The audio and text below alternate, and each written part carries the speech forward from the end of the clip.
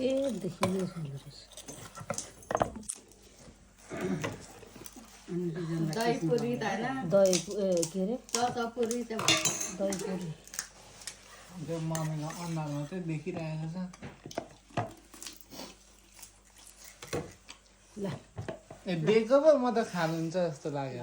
ल खानु नि त्यो अनि आफूले बनाएको खानु भिडियो गरिरहेको छ पहिला पुरी चाहिँ देखाउनु देखाएको छ रेडी गरेको अनि त्यो खाएको भिडियो गर्नु घरमै बनाएको पुरी तरकारी हो आज सब्जी भेज हो पुरी 2टा सब्जी सपना दिदीले बनाउनु भएको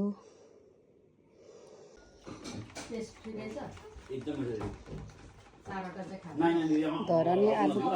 थुक्पा बनाएर खान्छ है यसले यो